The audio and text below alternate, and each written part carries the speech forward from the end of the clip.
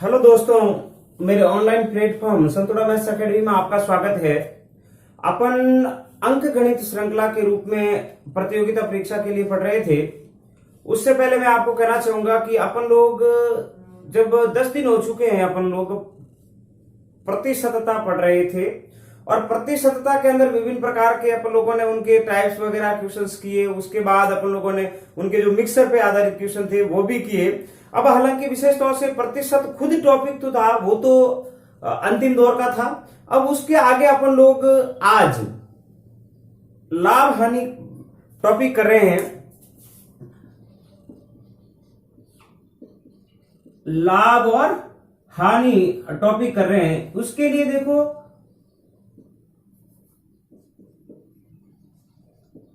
Profit loss की बात कर रहे हैं। जब प्रॉफिट लॉस कर रहे हैं तो ये भी एक टॉपिक ऐसा है, पूरा प्रतिशत बेस है।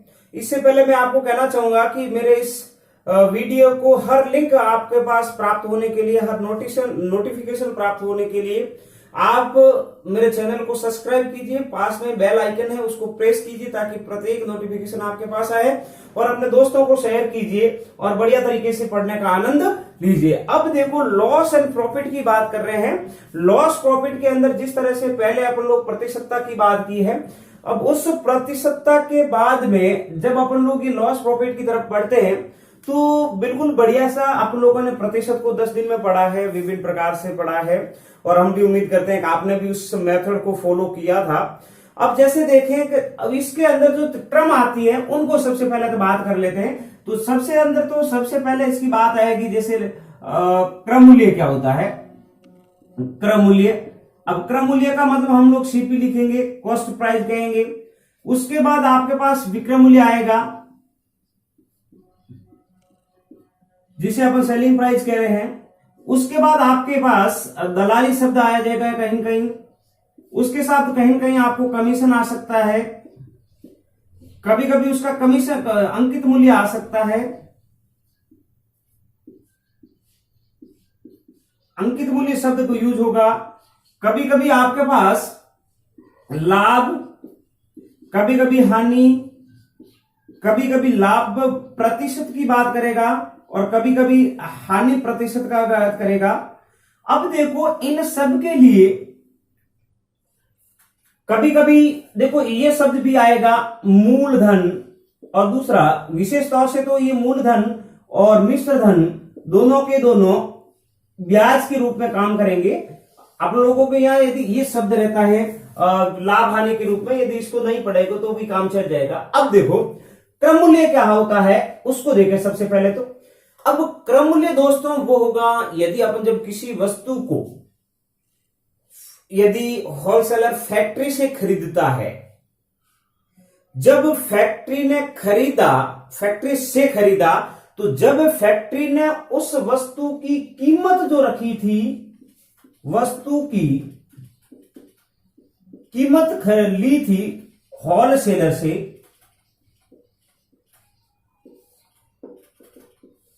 होलसेलर से जो कीमत ली थी तो होलसेलर के लिए तो वो हो गई सेलिंग प्राइस, जबकि कंपनी के लिए वो होगी कॉस्ट प्राइस, यानी कि वस्तु की जो कीमत थी वो होगी क्रम मूल्य। जिस प्रकार अपन यदि एक दुकान पे जाते हैं किराना के सामान से, मान लो आपने चावल खरीदे और वो चावल थे 40 रुपए किलो। अब जैसे आपने 40 रुपए दिए दुकानदार को जो 40 रुपए आपने दिए हैं वो आपके लिए तो क्या हो जाएगा, सीपी होगा, जबकि दुकानदार के लिए क्या हो जाएगा, सेलिंग प्राइस। तो ये ध्यान रखें, वस्तु के लिए जो खुदरा मूल्य हो रहा है, जिसमें वस्तु अपन खरीद रहे हैं, जिसमें वस्तु अपन खरीद रहे हैं वो अपने लिए, वो तो होगा उसका क्रय मूल्य, यानी कि जो क्रय कर रहे हैं, क्रय करने का मतलब, क्रय का मतलब होता है खरीदना। अब जो खरीदा गया मूल्य जो है वो अपना क्रय मूल्य है और जो अपन को बेच रहा है वो उसके लिए विक्रय मूल्य हो जाएगा।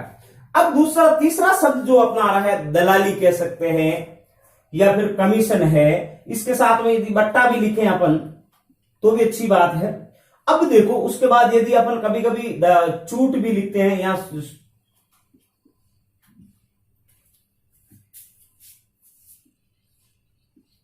सूट।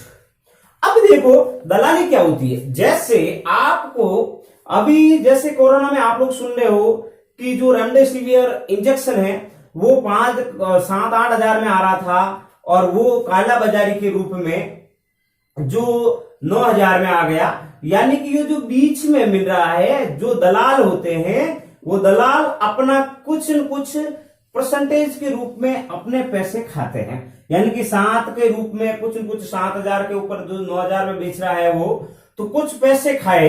यानी कि उसने जो अपना किया वो दलाली है, कमीशन है, जिसे अपन कमीशन कह सकते हैं, यानी कि या उसका बट्टा कह सकते हैं। ये तीनों एक ही शब्द के लिए यूज होते हैं, तो वो है वो शब्द हो गया दलाली या कमीशन या बट्टा। अब जो तीसरा जो शब्द है अपना अंकित मूल्य। जब अंकित मूल्य क्या होता है उसको देखें। अपने पास जो भी वस्तु होती है उस वस्तु पर मूल्य जो आंका गया होता है वो वस्तु पर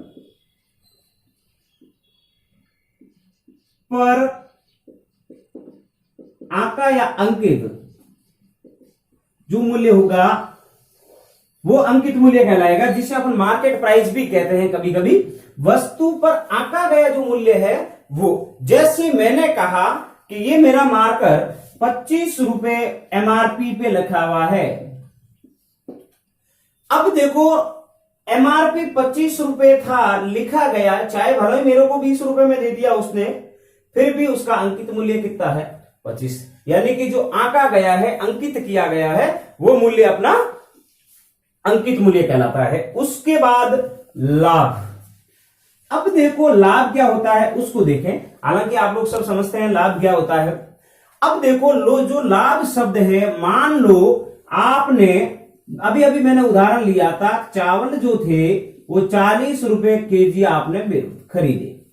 उसके बाद उस चावल को खरीदे हैं और दुकानदार जो था वो 38 रुपए किलो लेके आया था।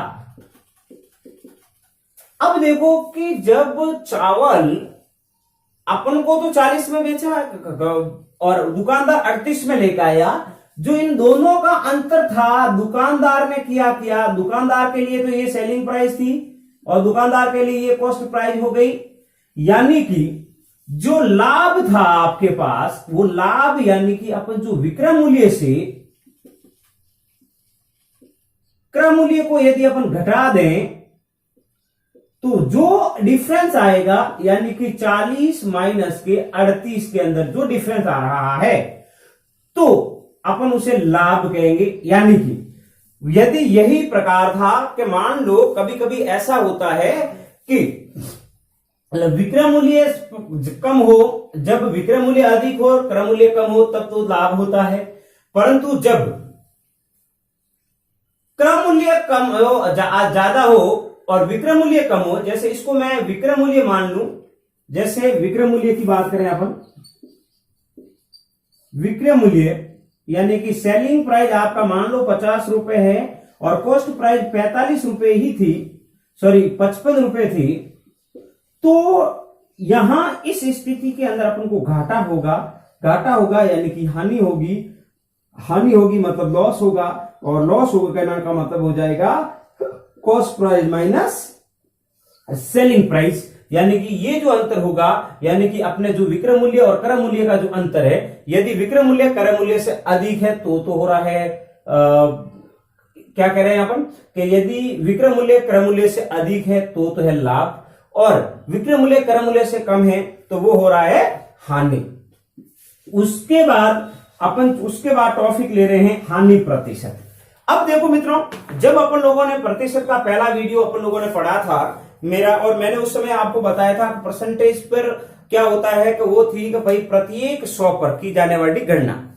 अब क्या होगा कि कई वस्तुएं ऐसी होगी उनको हानि और लाभ प्रतिशत ज्ञात करने के, यानी कि उसको आधार 100 मानते हुए उसके परसेंटेज के आधार पर निकालेंगे भाई उसकी वैल्यू कितनी है, तो वो लाभ निकालेंगे। और लाभ प्रतिशत हमेशा किस पे निकलेगा, कॉस्ट प्राइस पर। हानि परसेंट किस पे होगा, कॉस्ट प्राइस पर। सारे जो कॉस्ट लॉस प्रॉफिट दोनों जो प्रतिशत के रूप में होंगे वो हमेशा किस पे हो जाएंगे, कॉस्ट प्राइस पे हो जाएंगे। ये इन शब्दों की ली टर्मोलॉजी। अब इन शब्दों को हालांकि अपन जो इस सूत्र लिख रहे हैं, अपन कुछ थोड़ी थोड़ी बातें करेंगे अर्थमेटिक की, वो अपने हालांकि अपन उस जो सूत्र लिख रहे हैं उन सूत्रों का कोई नहीं अपन मैं ले रहा हूं, परंतु अपन जब तक ये लाभ हानि के कम से कम 10 वीडियो तो अपन पढ़ेंगे, उन 10 वीडियो के अंदर कहीं अपन यूज करने वाले नहीं हैं। बिल्कुल ही बिल्कुल जिस तरह से मेरा मेथड एरो डायग्राम या फ्रैक्शन था, उन दोनों के अलावा कोई तीसरा मेथड नहीं होगा। फिर भी अपन उनको थोड़ा सा आपको बताने के लिए मैं कुछ सूत्र लिख सकता हूं। अब देखो, जैसे छोटी छोटी बातें हैं। अब मैंने ये कहा कि मान लो कि लाभ क्या होता है। अब लाभ का मतलब होता है प्रॉफिट। जैसे आपने प्रॉफिट लिखा, प्रॉफिट मतलब हो जाएगा selling price minus cost price. इसको अपन लोगों ने विक्रय मूल्य लिखा, इसको अपन लोगों ने क्रय मूल्य। अब मित्रों देखो, इसके द्वारा अपन लोग प्रॉफिट निकाल सकते हैं। यदि लॉस को निकालना है तो क्या करेंगे, cost price minus selling price. Okay, उसके बाद अभी देखो, इन्हीं एक ही फॉर्मूले के द्वारा 3 बनाए जा सकते हैं। लाभ दे हो और सेलिंग प्राइस दे रखी होती तो कॉस्ट प्राइस निकाला जा सकता है। इनको इधर कर लेंगे, लाभ को घटा देंगे। यदि लाभ दे रखा है, कॉस्ट प्राइस दे रखा तो सेलिंग प्राइस निकाली जा सकती है। यदि हानि दे रखी है यानी कि लॉस दे रखा है और कॉस्ट प्राइस निकालना तो सेलिंग प्राइस दे रखा, इस तरफ कर लेंगे। तो इन प्रकार के 2 टॉपिक देने के बाद तीसरा निकाला जा सकता है। अब उसके बाद जब लाभ और निकल गया, हानि निकल गई, तो लॉस और प्रॉफिट की बात करें कि प्रॉफिट परसेंटेज की यदि बात करें तो ये होता है profit upon cost price divided by into 100%। यानी कि किसी की संख्या को या भिन्न को अपन प्रॉफिट परसेंटेज में बदलने के लिए 100 से मल्टीप्लाई करते हैं। ऐसे के ऐसे लॉस की बात करें तो भी क्या हो जाएगा कि लॉस जो भी होगा उसके बाद कॉस्ट प्राइस इनटू 100, ये हो जाएगी उसकी। अरे देखो मित्रों, हमेशा ध्यान रखना, लाभ भी होगा या हानि भी होगी तो वो कॉस्ट प्राइस पे ही होगी, यानी कि क्रय मूल्य पर ही होगी। इस प्रकार इक्वेशंस है। अब जैसे अंकित मूल्य में भी आएगी, छूट वगैरह सब कुछ आता है, तो छूट को छोड़ देंगे, दलाली को साथ जोड़ेंगे। अब जैसे ही किसी वस्तु को, जैसे मैंने ये कहा, कोई वस्तु 50 रुपए में खरीदी है, अब देखना उसका टोटल क्रय मूल्य क्या होता है और उसके ऊपर अपन लोगों को कैसे प्राप्त करना है। अब यहां से एक बिल्कुल छोटा सा उदाहरण समझना और फिर ये क्वेश्चन फॉर्मूले आप लिख के रखना।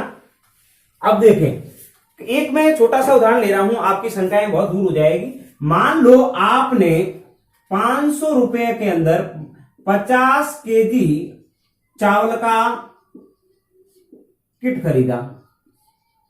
अब देखें क्या हो गया, 500 रुपए में खरीदा। आपने जहां से खरीदा वहां से एक टैक्सी की और उस टैक्सी ने क्या किया, 20 रुपए किराया ले लिया आपका। या सबसे पहले देखो, थोड़ा सा ऐसे भी देख लेते हैं कि भाई 500 रुपए में खरीदा, आपका 20 रुपए किराया टैक्सी का ले लिया। उसके बाद जब आप सबसे पहले यही कर लो कि एक मजदूर ने 20 रुपए टैक्सी में रखने के लिए ले लिया पैसा। उसके बाद टैक्सी ने 50 रुपए ले लिए अपने गंतव्य स्थान पर आने के लिए। यानी कि अब जो मूल्य था अपना, ये काउंट होते हुए कितना हो गया, 520 और 550, 570 रुपए। ये अब आपके लिए वास्तविक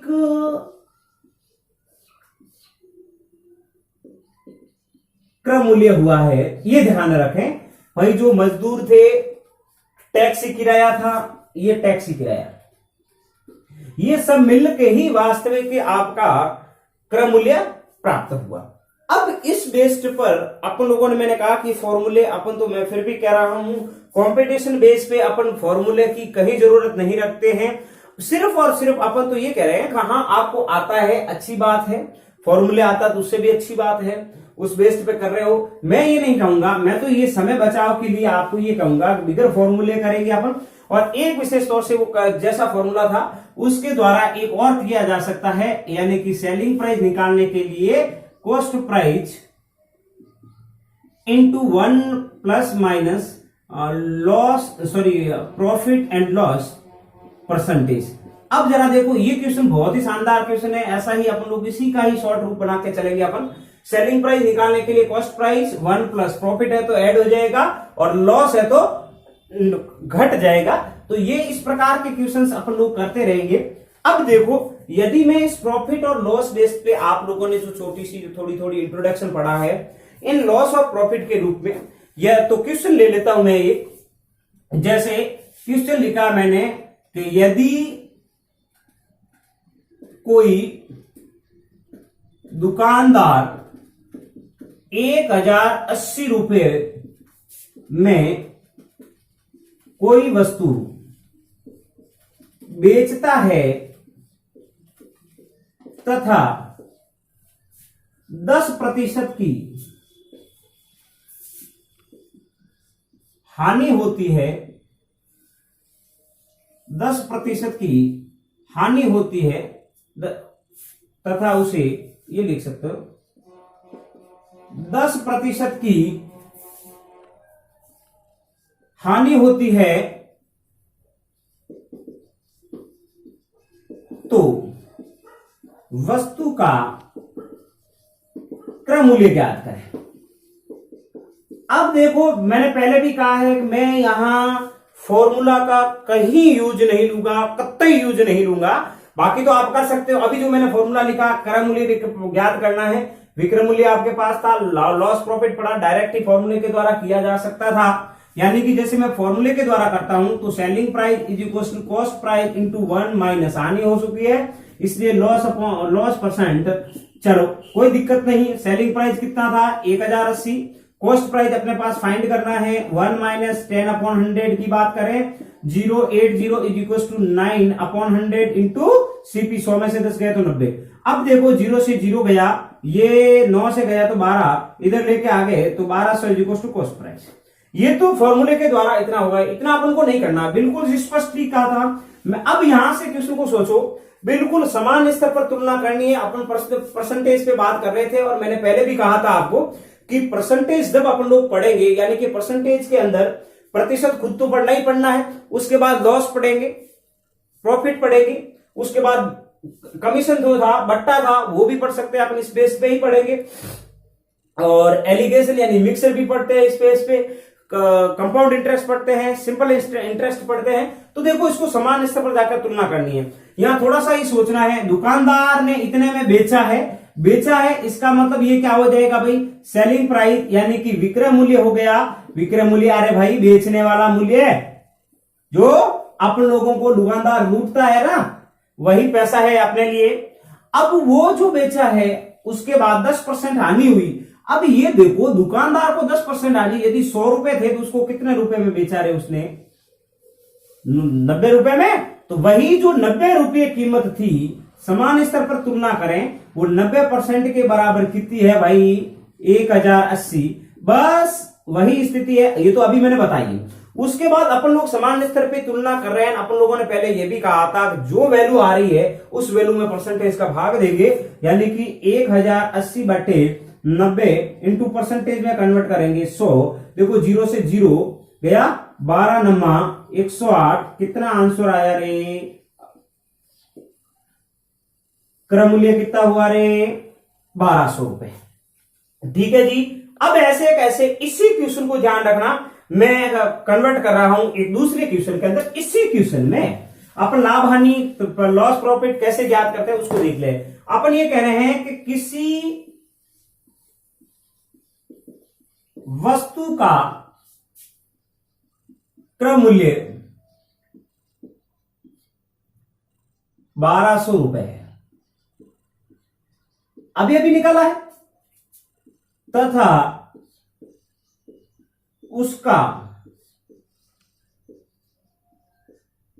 विक्रय मूल्य 1080 रुपए हो तो लाभ या हानि प्रतिशत ज्ञात करें। चलो भाई, बिल्कुल इसके जैसा ही उल्टा ही क्वेश्चन था। बिल्कुल मैं तो एक बेसिक पार्ट से ले रहा हूं। यदि कोई नया विद्यार्थी है वो भी प्रतिशत और लाभ हानि सीखे तो इसमें कोई हर्ज नहीं है। और आगे देखें, जैसे जैसे अपन क्लासें बढ़ती गएगी उस तरह अपन डिफिकल्टी का स्तर बढ़ा दिया जाएगा।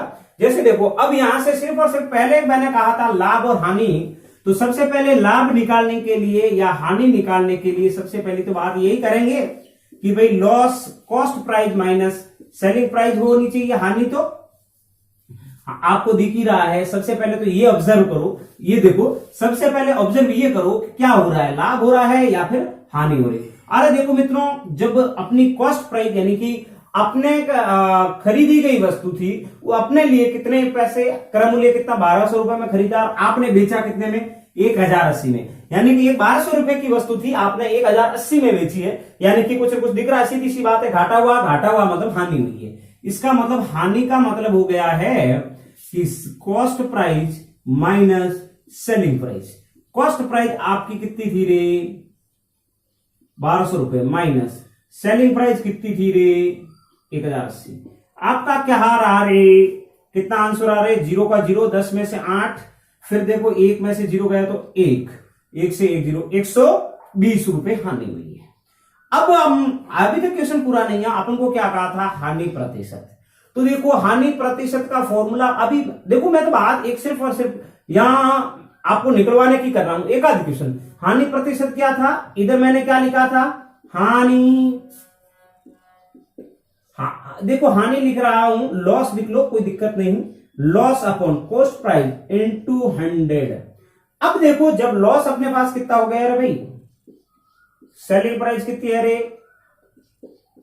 सॉरी कॉस्ट प्राइस कितनी होगी 1200 इंटू 100, 2 0 से 2 0 गया, 12 1 का 12, कितना परसेंट लॉस हुआ रे, 10%। क्या लिखी वही क्वेश्चन था, आगे वाले क्वेश्चन के अंदर मैंने यही कहा था। अब देखो थोड़ा सा क्वेश्चन और कर लेते हैं, और आज के वीडियो का यदि अंतिम क्वेश्चन करते हैं अपन तो भी अच्छी बात है कि जरा देख लेते हैं इस क्वेश्चन को किस प्रकार किया जा सकता है। जैसे मैंने कहा है कि ए ने एक वस्तु को, क्वेश्चन लिख रहा हूं मैं, ए ने किसी वस्तु को 600 रुपए में खरीदा तथा उसने 10% लाभ पर बी को बेच दिया,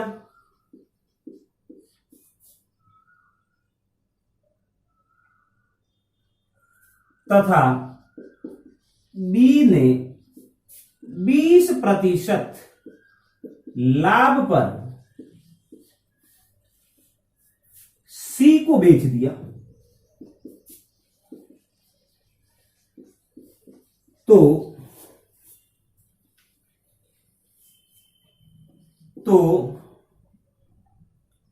बताओ सी ने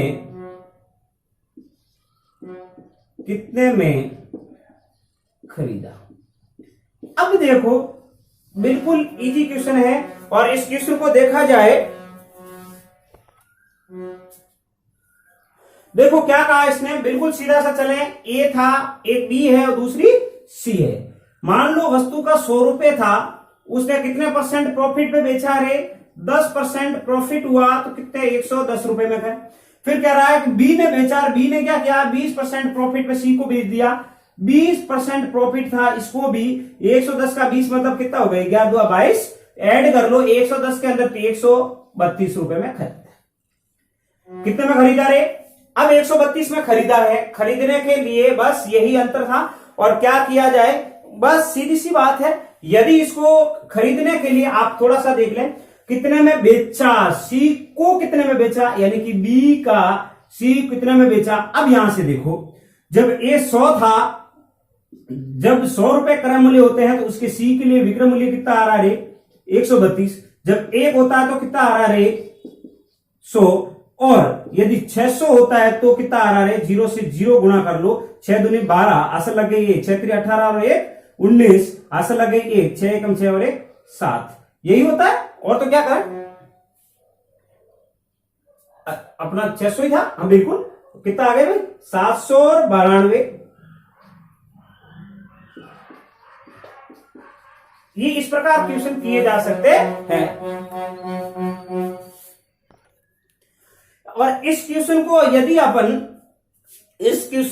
यदि अपन फ्रैक्शन के द्वारा करें तो भी जिस तरह से, फ्रैक्शन कौन सा था, 10% लाभ हो रहा है, 10% को यदि फ्रैक्शन में कन्वर्ट करें तो 1/10, यानी कि वो क्या कर रहा था, 10 से 11 की रफ्तार से बढ़ा रहा था। दूसरा बी क्या कर रहा था, 20% था, और 20% का मतलब 1/5, वो 5 से 6 की रफ्तार में बढ़ रहा था। दोनों का मैंने पहले भी कहा, 3 काट दो, 2 से 5 काट दो, 5 25 और 11 33 कर दो।